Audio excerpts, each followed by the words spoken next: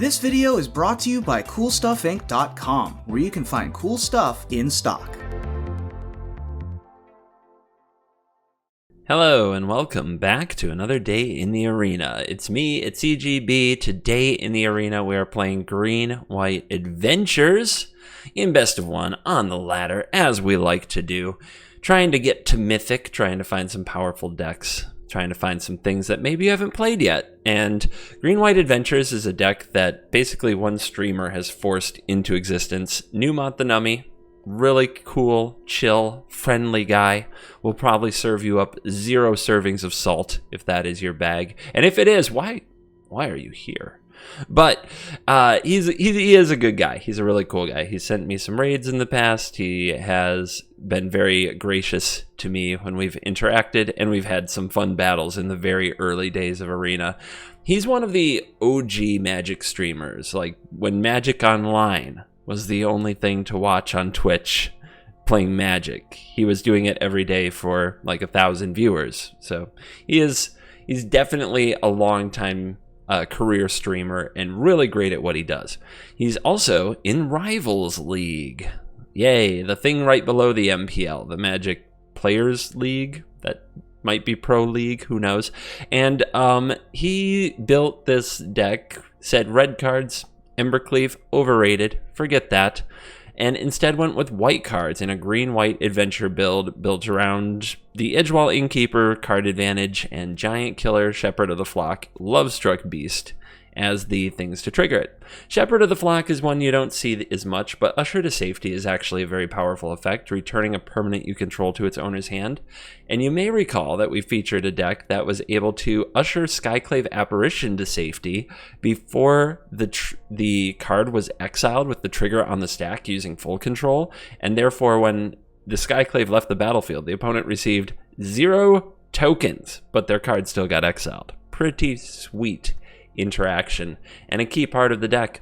There's also Kazandu Mammoth and Lovestruck Beast, and that means we can play the Great Henge, because what's better than an Innkeeper drawing cards? An Innkeeper and a Great Henge drawing a ton of cards. The rest of the deck is filled out with some legendary power hitters like Questing Beast and Vivian, Monster's Advocate. I added another copy of Elspeth Conquers Death, and I added a copy of Legion Angel for the best of ones. But I left a lot of Nummy's sideboard over here and just made room for 3 Legion Angels. So if you play best of 3, you can cut out the Legion Angels and you can raise the count on something to deal with the meta that you expect. I believe there were a lot of 1-ofs in here. Scavenging Ooze is a good one. Anyway, I want to talk quickly before we dive completely in, and this is not sponsored and this is not a charity drive or the things I usually talk about. I'm going to talk about net decking. Net decking, because I do see your comments. I read all of them. People like to point out when I net deck. I point out when I net deck, but I think that people underestimate the importance of it. If what you think you need to watch a YouTuber or Magic player for is their deck building creativity, that's fair. And sometimes I don't always bring you that when I borrow someone else's deck, and in my opinion, that's fine. That may not be fine with you, but I will tell you this. As a content creator, I would never have made it over 600 days in a row posting videos for you without net decking. People who do tie their YouTube channel into their own creativity, it is a real stretch to come up with on your own a new deck every day, because you will burn that out. Like, your enthusiasm for this game will come and go. Your enthusiasm for building decks will come and go. The frustrations and the basically real life stuff that will creep in, and you will have a day where you do not want to build a deck. And when that happens to me, I bridge the gap with net decking. I go to the internet where there are thousands of decks posted by thousands of people. I find ones that interest me, preferably ones that have been successful somewhere on the ladder. Magic.gg/decklists is my new favorite toy to mess around with to see what the MPL are playing and what the best ladder decks were, decks that went 6-0. It's very interesting, and it gets me through. When I don't have the creative spark to build a deck, I know that there are a lot of decks out there waiting to play, and I know that a majority of you would rather you saw me play something as opposed to absolutely nothing.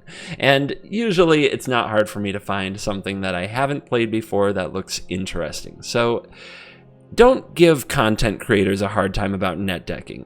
You can say whatever you want to me here on my channel. If it annoys me, I will just ban you. But do not go out to other content creators and yell at them for net decking, or say, I saw this deck played by so-and-so 2 weeks ago. Like that stuff is rude.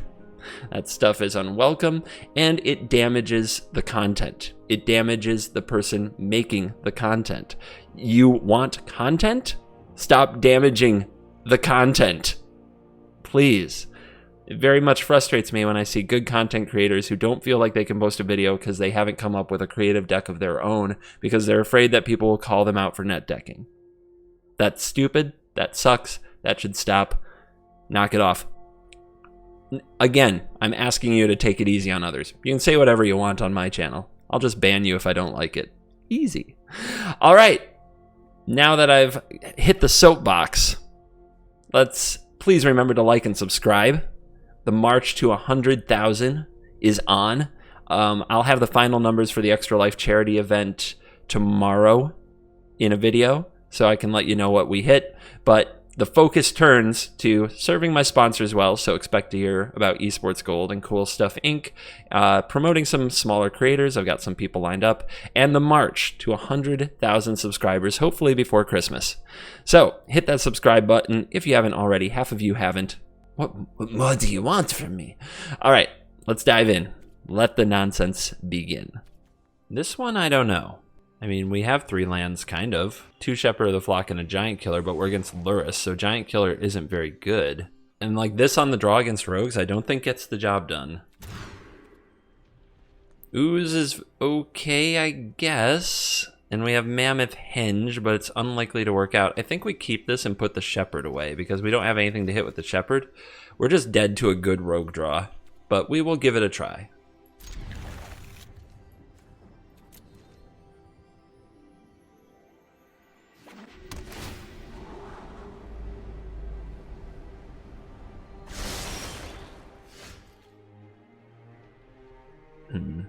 Trying to decide if I need to crack this now, and I might need to curve out.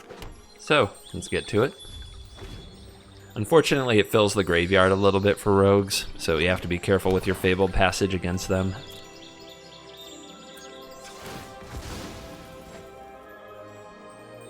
What do we want, green or white? I think green. Got a lot of green requiring lands here.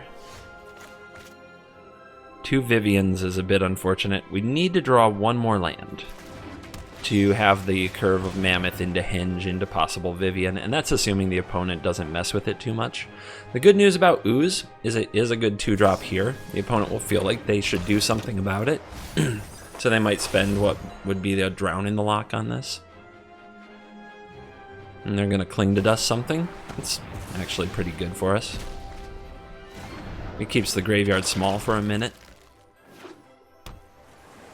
No attacks, Ooze survives. If they have a Heartless Act and we play a green source here, we can start munching the graveyard. They might have trouble killing this. There's only 2 cards. So let's play the green source. And rather than play the Mammoth, let's go into our graveyard and munch. Now, if they respond with the Heartless Act, we can eat the other one. They do not. Alright, let's get aggro, I think. Putting pressure on the Rogues player might force them to make plays they don't really want to make. And then we're going to play the Giant Killer. Hopefully the Ooze gets big enough that we can play Henge off of it. If the opponent's sitting on a Drown in the Lock, they messed up.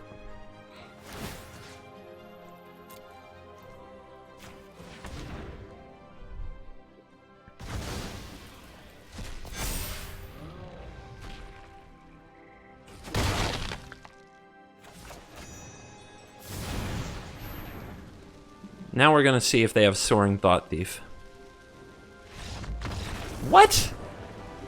I guess they messed up. Oh, I had my face in the wrong place the whole time.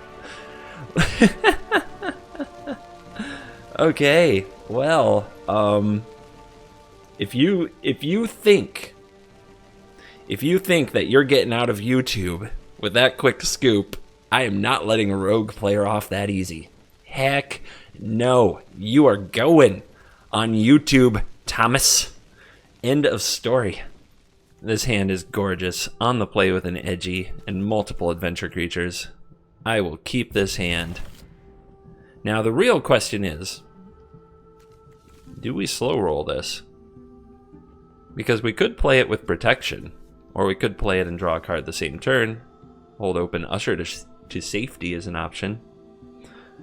It's kind of weird. I think on the play I'm just supposed to go for it. But if the opponent has turn 1 Bloodchief's Thirst, I will be sad.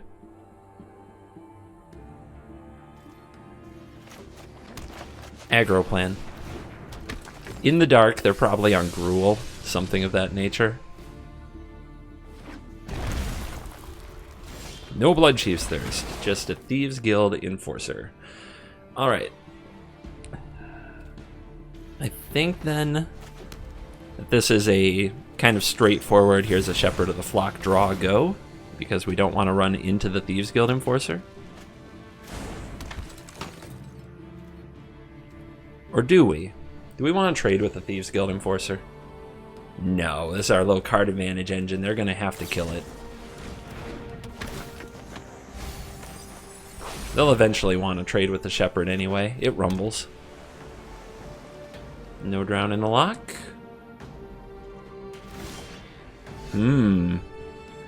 So I feel like I should play the Scavenging Ooze and hold up Usher to safety, and then next turn we can play multiple adventure creatures.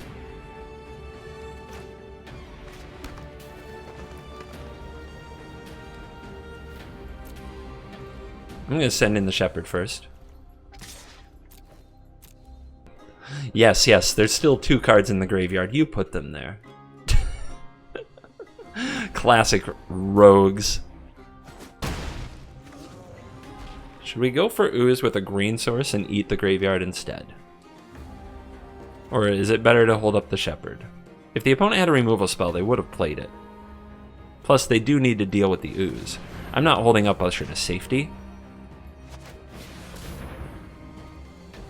I'm going straight for my own graveyard. Interesting. Interesting. So they could have killed Innkeeper and just didn't. Wow. Yeah, I'm not blocking. Not the trade I'm looking for, but you're at 14. Attacking me for 1? That's pretty loose when I have a Shepherd. So what do you have? They have a... They're in a tank.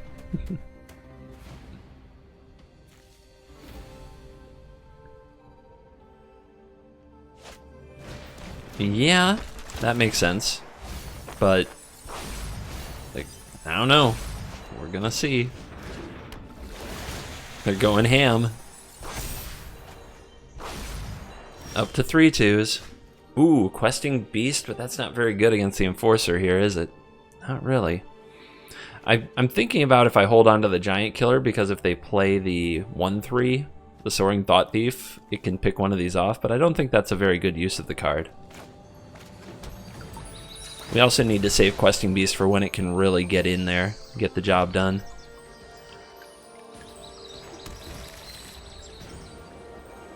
So let's draw a card. Being able to tap something might come in handy. A land. Lucky me. Let's send in the Shepherd. Try to stay aggressive, even against their little army here.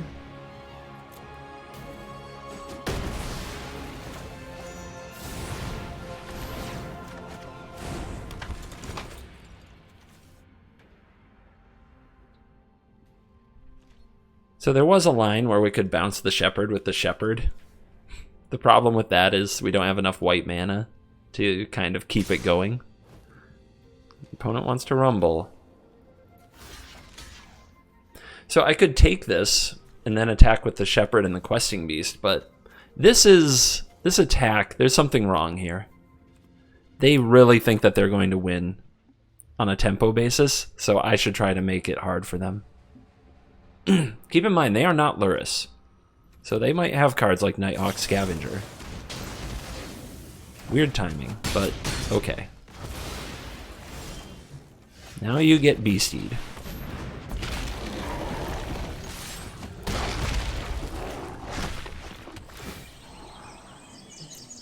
Yeah, let's keep some powerful cards. They might mill it, but, I mean, what can you do? No, they do not mill it. I have tapped your Thieves Guild Enforcer. I have attacked you with the Questing Beast. Nice.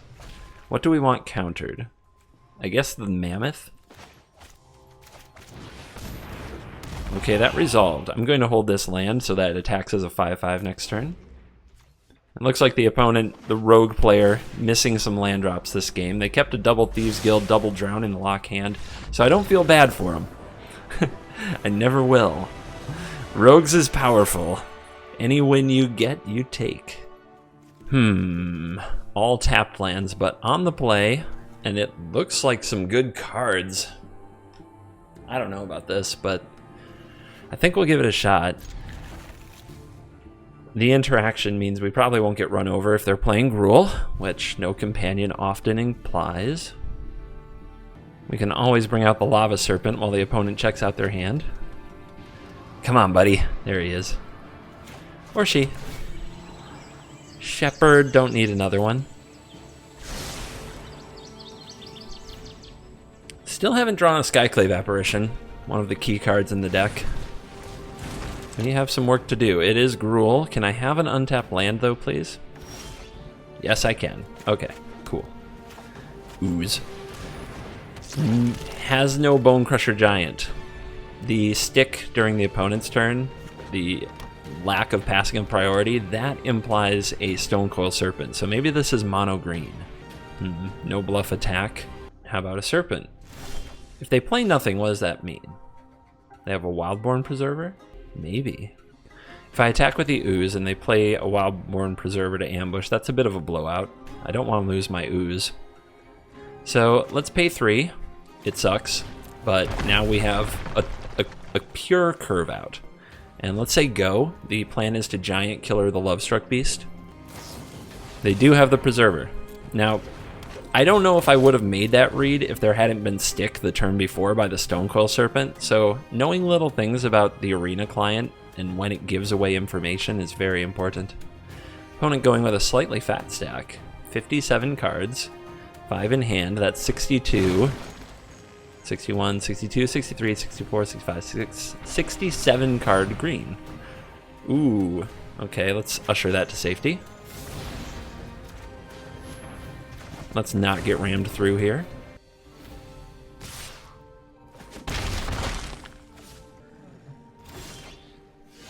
The Questing Beast, wow. Is that the play? I think I'd prefer to slow roll this because I don't want to play it till there's stuff in the graveyard. We need to get a forest.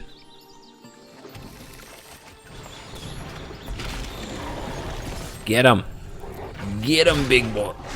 Big trio. I guess it could be a combination. I don't know. What else do you think comes in 3s on Questing Beast? Just, you know, just putting that out there. The wholesome content you subscribe for. Alright, down with lovey-dovey. We chop you down. There is some question to be mana efficient and play the Shepherd, or to play the Giant Killer because it can tap down a threat. And I'm going with the Giant Killer, and I'm playing the Scryland, because I think tapping down an opponent's threat is huge. But Giant Killer is probably even better. Another chop down. Garrick's Harbinger, yep. Yep, they keep the creatures coming. But we are seeing some giant killing tempo.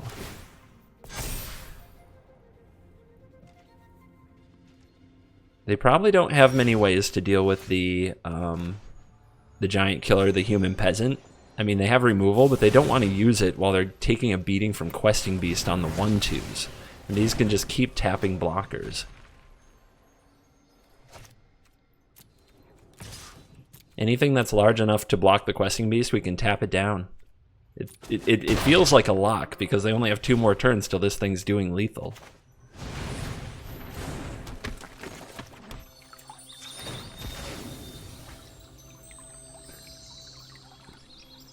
I'm trying to decide if we want to tap something on their turn, and then we can't get lethal without 2 more power.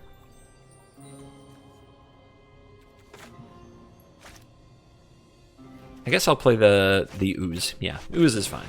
I don't think we need 3 more for a specific reason. Having this in exile is better for Edgewall Innkeeper. When we draw it, we can draw a card. And Ooze can start eating graveyards and become a very potent threat on its own with any spare mana we have lying around. It's kind of, it's an interesting green-white deck, you know? It's not just slam, slam. You've got to, we're just kind of picking our little tempo-y spots with giant killers and bouncing stuff back and replaying them. And it's a little bit of value and a little bit of aggro. And the opponent just keeps being in these tough spots where it's like, well, I could play a big creature, just gets tapped, doesn't do anything.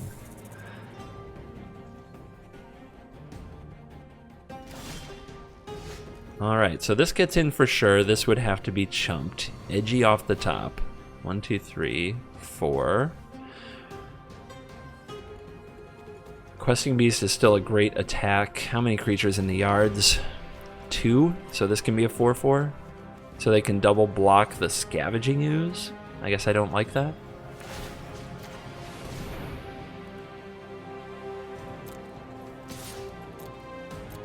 Would you like to throw away your Wildborn Preserver? Remember, the 1/1 can't join the blocks. If you haven't read Questing Beast by now, it is a page turner. The New York Times gives it just a glowing review. Will captivate you for hours with the endless amount of text. Yep. Preserver's gonna take 1 for the team.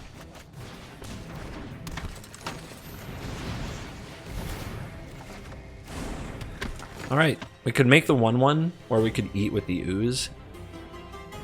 I think I'm just going to... and going wider, I don't think they can beat it. So, let's make the 1/1. It also lines up the Lovestruck Beast to play with the Innkeeper, draw more cards, which probably won't be necessary, but you never know. They are properly overwhelmed.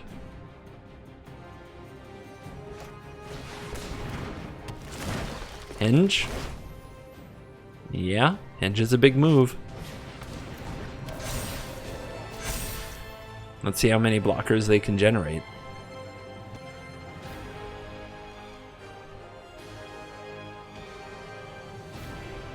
Are you considering attacking, dear opponent? I would advise against. There's too many of them.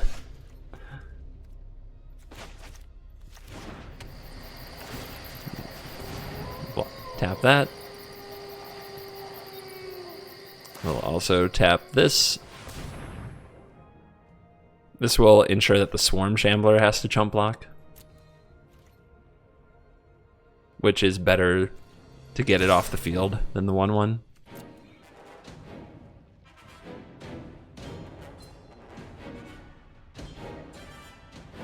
Maybe it's not a chump block, maybe they can trade with Shepherd and get away with that, but I mean, there's still Ooze.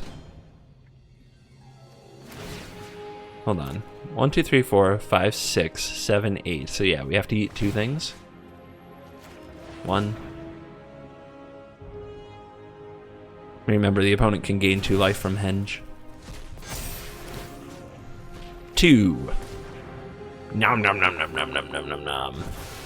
So 8, 9, 10. Go for lethal.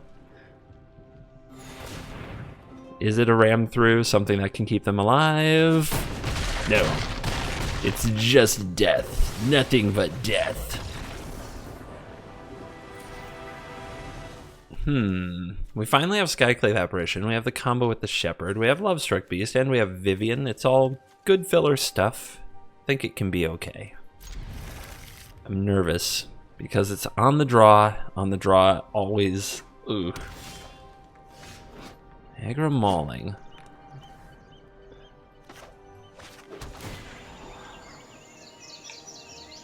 I need another green. I do need land in general. Do I need another white? Should I take another white?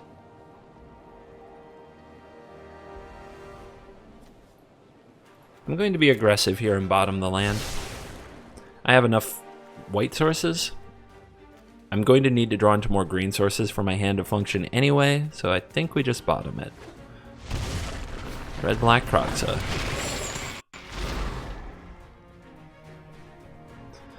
Off to the races with decisions. They are not going easy on us. I think we want to keep the adventure creatures, the Edgewall Innkeeper, and the lands, and that leaves a Vivian as the odd one out. Not fun though. I'm not thrilled. Alright, the opponent's deck is like loaded with removal. Let's play the Innkeeper and hold up Usher to safety.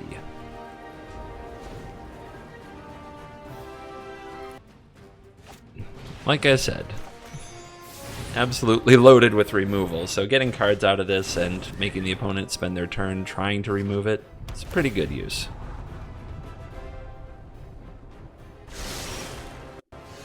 Ooh.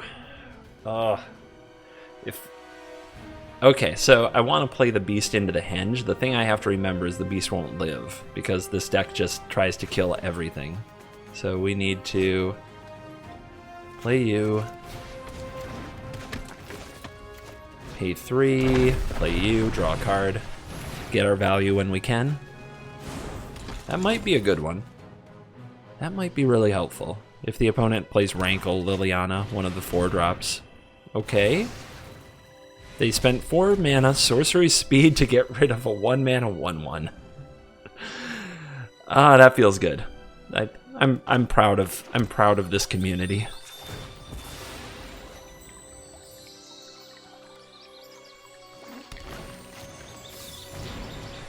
We'll go with the lovey-dovey. More mana efficient than the mammoth.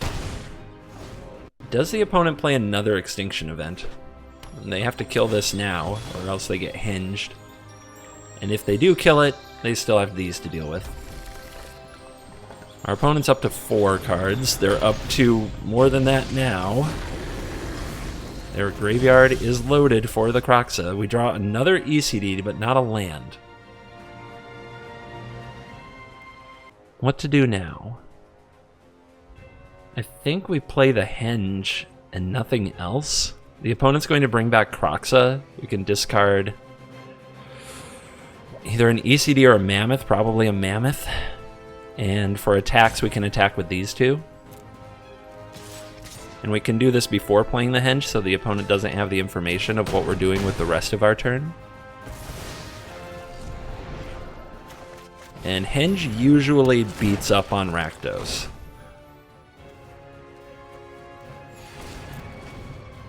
Again, I'm holding this to discard to Kroxa. Oh, they came prepared. And they have Kroxa. Oh, man. Brutal. So do we keep 2 ECDs? They kept the Oxen in their graveyard, too. I think we do. Just drawing a land, these become so powerful. Oh, we found the combo. Okay, full control. That was a perfect draw. Resolve. Target. Submit. Turn off full control, because we already have the stop applied. Usher to safety the Apparition. Exile the Kroxa, no token gained. Punch. How you like that, Rakdos? And we safely have an Apparition to exile a future card. The opponent gets Calls the Dead. That makes zombies. This can't exile tokens. It's not over. Not over.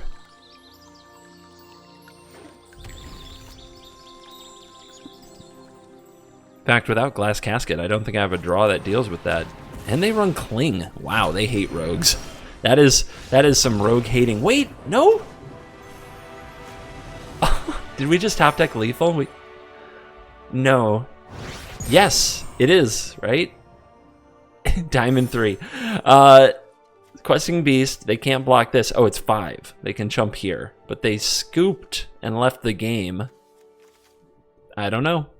I guess maybe they forgot that Skyclave Apparition can't hit the token. Who knows? That's a lot of giant killers in a matchup where I don't know if they're good, but if I draw an Innkeeper, this hand is insane, and if my opponent's on Gruul, then this hand can be good. It's one of the hands that can beat Gruul on the draw. So I think because there's a high upside that we can really mess with a Gruul deck, I'm going to keep it. It's definitely a content hand. Oh, that's not good. That's an okay draw, though. If we want to play a 1-2 right away and keep the life gain from happening.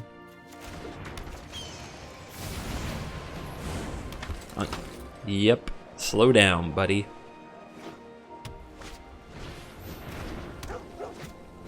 Mono white protection. What's funny is all of this, like the 1-2 is just kind of like, haha. Let's get the temple down. I don't think I just want to jam a 3-1 here. Another questing beast. I don't think so.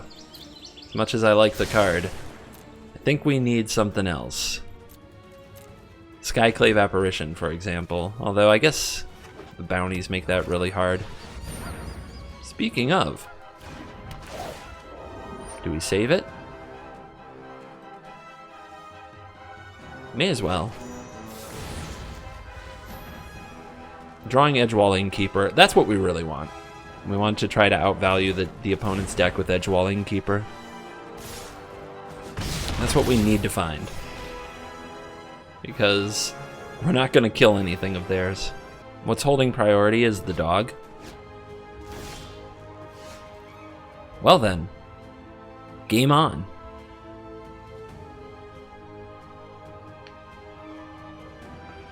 They already played one Apparition. Do you think they have another? Because I could wait another turn and draw more cards. I don't think I should, though. I think we should play this. Our giant killers aren't very good right now. Let's go ahead and play 2 of them. Well, they're good against the 1/1s, but the chop down side isn't good, is what I mean.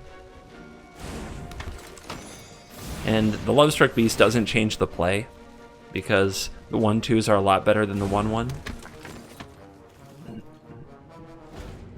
Can they remove the Innkeeper?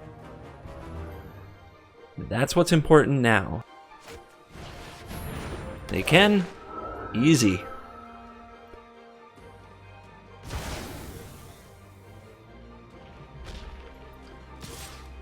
Pretty brutal to run into the second Apparition. Let's see if they want to use a Selfless Savior here. If they do, I just traded a giant killer for a Savior. Okay. Questing Beast. Give them more large things to think about.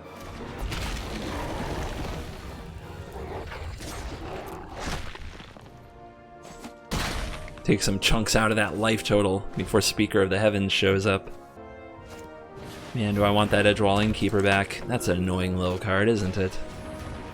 Oh my goodness. We're just never going to kill anything. I mean, I guess we can tap things in response to the counters, and then if they use protection, I don't know. So we can attack with this, they can make this indestructible, but it can't kill us. It can't hurt anything. We could also tap this, get him for 4. I don't think that's worth it. And I think we want to play the Ooze.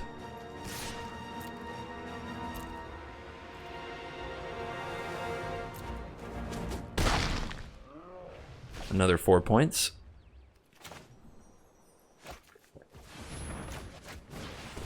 And I think we're going to hold up the Giant Killer activation. So we'll pay 3 for this. Do we make the 1/1 or do we eat Graveyard? I mean, this eventually just gets exiled. It's fine on its own. I think we're better off making the 1/1 then.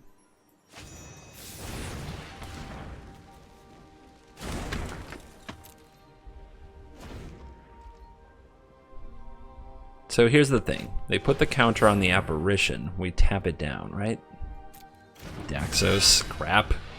Frickin' 2/9. Alright, so in response we do this. If the opponent uses protection with the Alseid of Life's Bounty, they don't get the counter, right? Because the Luminarch targeting won't trigger? Oh, yeah, sure. Let's see how that goes for you. It's like, whoa, bro. Alright.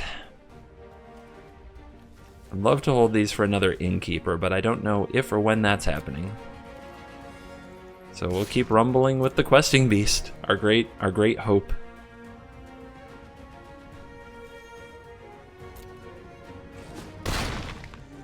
Now we could target this with the Giant Killer, but if the opponent uses a bounty on it, then we don't get the other side, and I really want the Giant Killer side.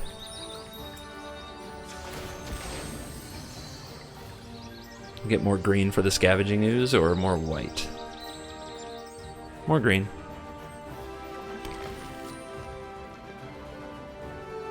There might be an opportunity. Let's hold on to this for a moment. Shepherd can also rebuy a Giant Killer. So let's play out a Lovestruck Beast, because that makes attacking very hard.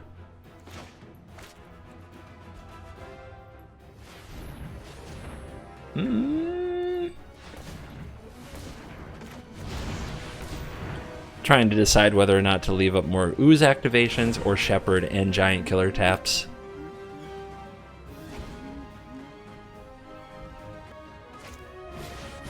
Lurie. There's nothing down there to get right now.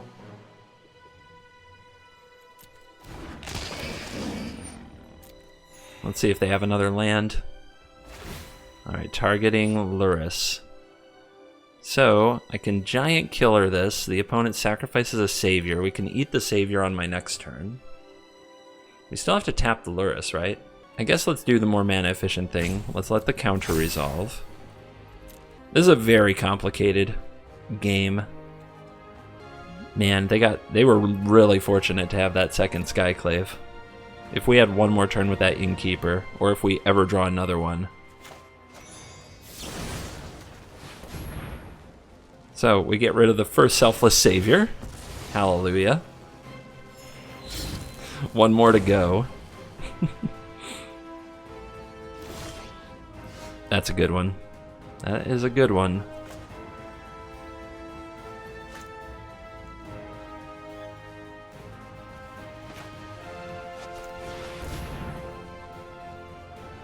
We needed that. What we also need to do is remember to eat the graveyard, but let's play this Giant Killer. Draw a card.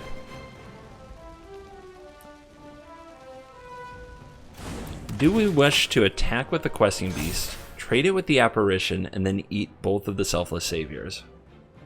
I think that's good. We could also trade with Luris, which I'd welcome. Yeah, is it worth giving up the Questing Beast for 2 Selfless Saviors, guys? I think so. That's one of those tough evaluations, but we have to work our way through them. The opponent's constrained on mana, so the Life's Bounties aren't nearly as dangerous.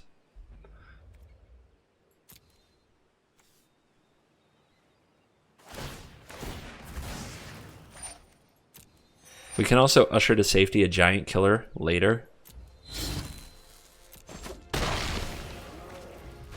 I know that they gain some life and that sucks, but I think that at this point we need to stay committed to the really long game.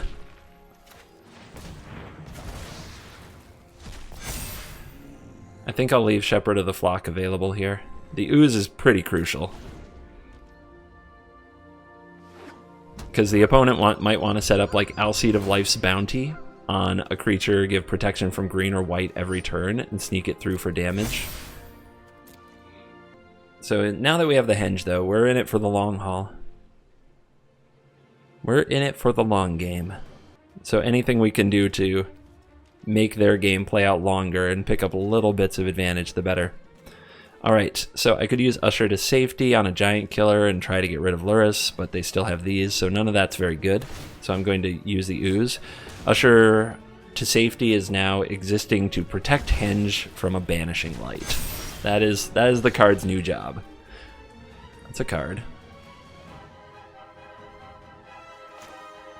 Let's start there. This is going to be another Banishing Light that the opponent has to use.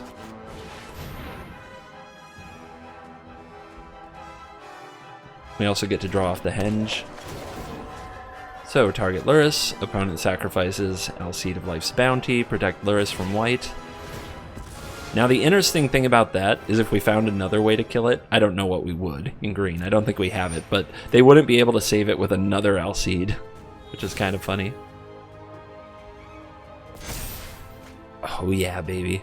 So this I don't want to forget about. Get that out of there.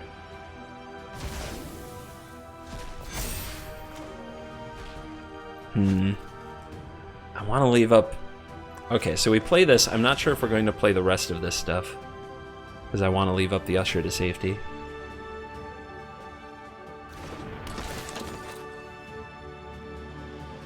Although now that I have 2 sources of card advantage, maybe that's not so important as I thought it was. Another Apparition. Yeah, it's not that important. Let's just keep drawing cards here.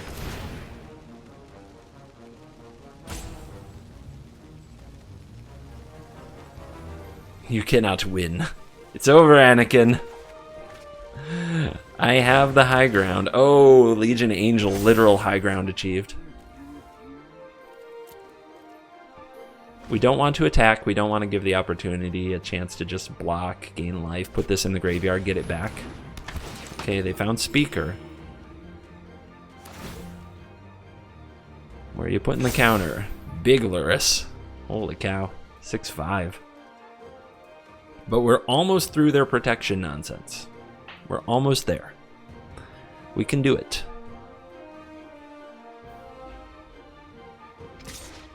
Ooh, she rumbles. That's a good choice.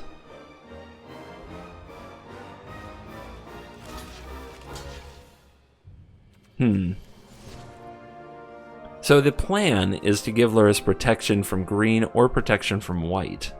What if we blocked... This is all white, so we could...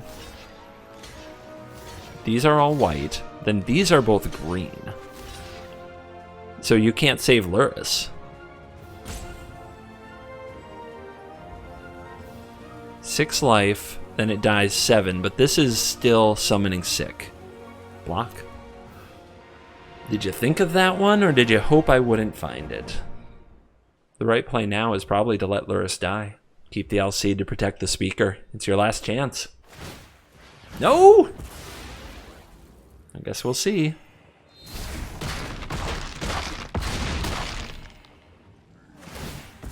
Dead. 27 life, but still summoning sickness. Second Daxos. Oh, man.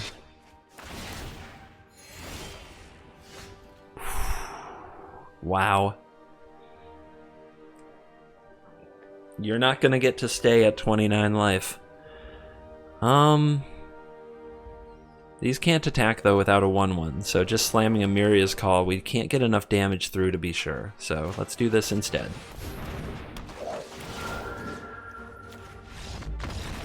And that's all she wrote. Interesting hand. I think we can keep it. It's a little slow, but worth a shot. So, I have enough content for a video, but we're 5-0. If we get to 6-0 without changing a card, there's a chance your deck list is published on magic.gg/decklists. Yeah. Like with the big kids. So, that's what we're going for. If we 6-0 it, we might have a deck list get posted. And of course, it's Nummy's original deck, but I'm pretty sure I'm the only one with Legion Angel in it. And it looks like we have to go through adventures.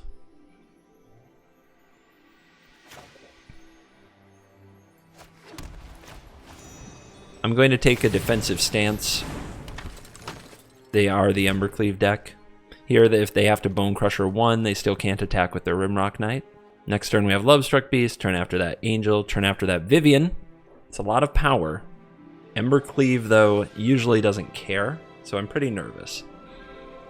Not thrilled yet. They found a Brushfire. and a passage. That means it can attack. Alright. God, I hate this card. Like, it's amazing how quickly this went from is this good to just reviled. Now the opponent thinking, do I save the passage for next turn? If they have a Great Henge, they can just save it for next turn.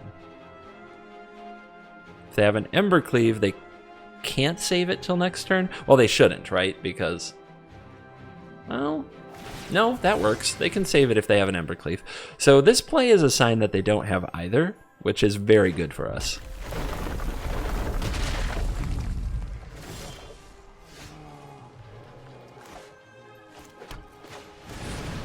Beast. Alright. So blocking sucks. Do we want to try to rumble? I think blocking's the only way we win. So, no rumble. Blocking sucks, and it's the only way we win. Yeah, that seems about right.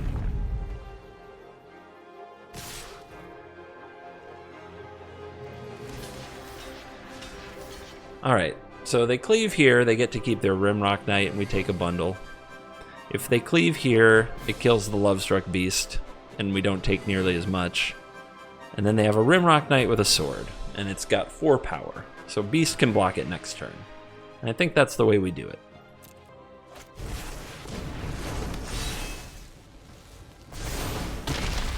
See, now they have to pay mana, and they have to play a new creature, so I don't like their, either they top deck this, or I really don't like their Fable Passage usage last turn, but it's not for me to say, right?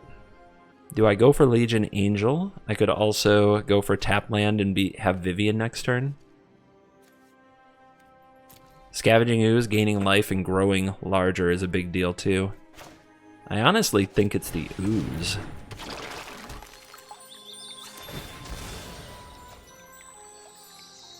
Because, yeah, you never know when that life matters, and it just gets so big. So the opponent could play a Questing Beast, which this would be a chump, or we could double block to kill it. Would I do that? Yes, I would, because a Questing Beast with a cleave is almost unbeatable. So no attacks. It would be really nice, though, to draw those giant killers. That's why they're in the deck for this specific matchup. Skyclave Apparition would be nice. Any removal would make me feel so much warm and fuzzier. Please, please, deck. Please, help me. Help me, deck. I'm trying to win this game against the most ferocious Embercleave deck in the format. Please. I'm begging you. I think we got them in a good position, though. If they have no creatures and a sword, that's usually not that bad.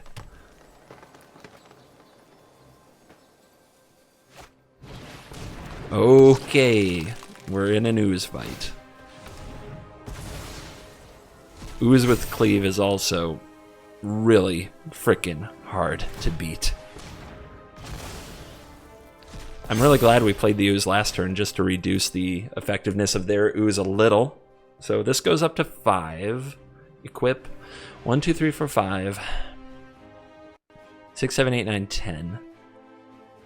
So if we play Vivian, we have 1, 2, 3, 4, 5, 6, 7, 8, 9. I think that would kill the Ooze, but they would deal the damage to this. It would leave a 3/3. It wouldn't kill the Ooze. Lordy, lordy, lordy, what am I supposed to do?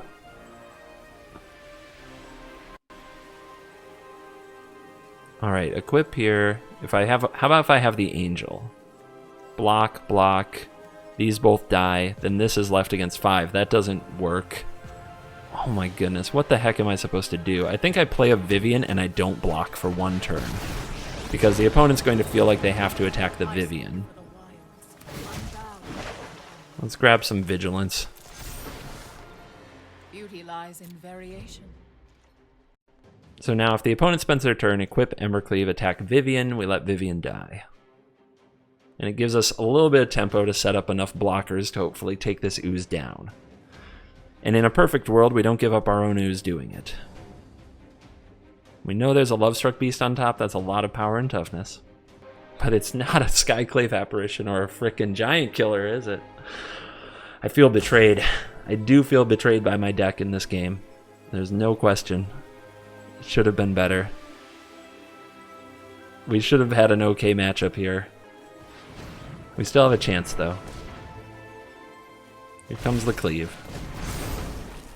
I think most people would block to defend their Planeswalker to the death, but that would be a huge mistake. The opponent would keep their ooze, and it would get even bigger.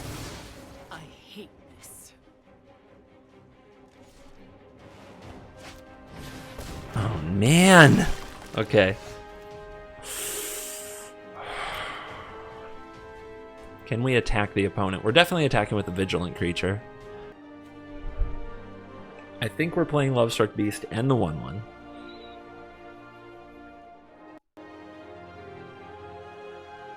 I think we attack with the 3/1 because it's not a good blocker for the ooze. Maybe we attack with everything. Maybe we're not blocking.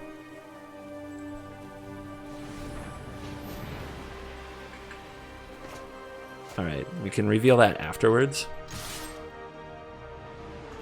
Get him.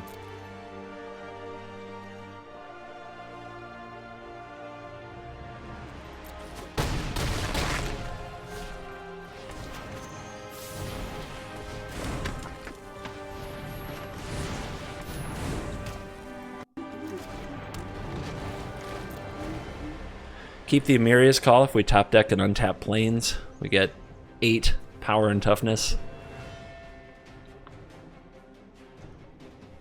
Now if we double block here, we still don't kill the ooze, so at this point I think we're taking the damage. Oh man. Gosh. That's so gross.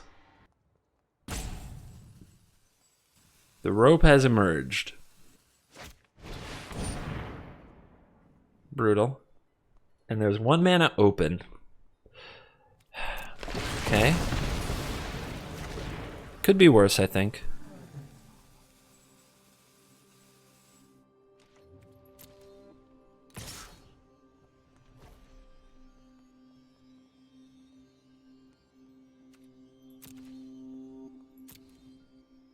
We have to wait till we untap our mana to have a fight over this 1 creature in the graveyard for our ooze.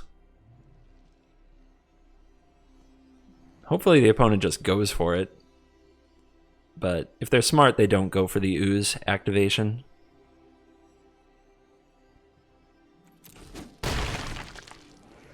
If we go for it first, they respond, and then they get to eat the creature and we don't. We did draw the planes for the Amiria's Call. If only they gained vigilance too. But the indestructibility is amazing. The opponent does get to eat the creature if we play the call. Yes, they do. But can we put it off? Can we really put it off? That sounds like a loser's plan.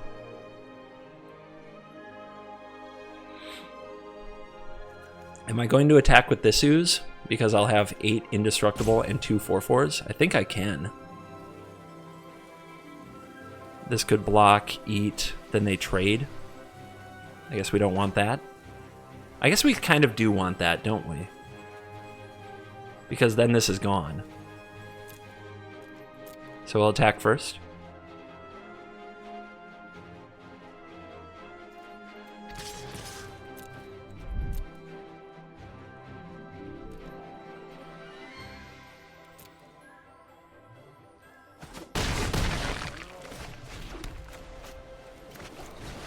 Alright, let's go.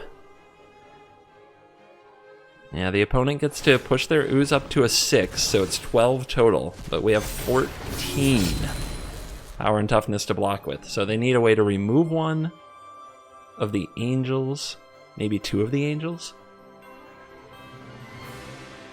I don't know. I can take the hit from this ooze and go to 1. So they have to clear a lot of this. This is indestructible, and this plus 1 angel is 13. This is 12. Okay. Don't think that's good enough. I don't think that will save you. But I don't think I can get out of this with my angels intact. So they're not dead in the air. And we still need a 1/1 for the beast to attack. We should try to set it up so that this dies for sure. And that's how that works. And then this can go here.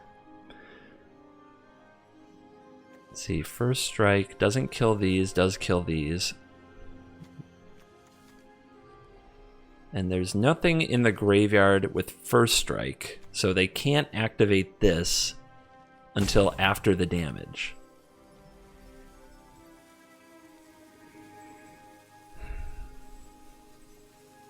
We still have to try to win this next turn somehow. I think we can. We have 7 and we have Ooze to activate to get 8, potentially. We have the Lovestruck Beast. We have the token.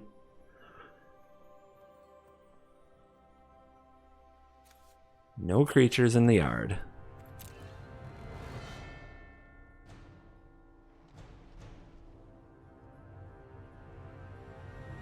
Tense game. A lot of work against another aggro player. They're poking around. They don't see it. Your Ooze is going to live, so don't use an exile effect here. Oh, that doesn't work. That might just be a scoop. I mathed right. I'm still at 1.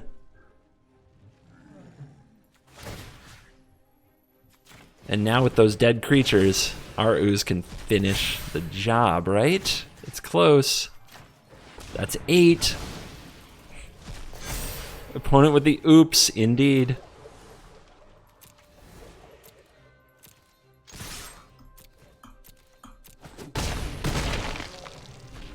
Yes!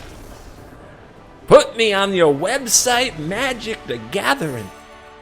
6-0. Did it.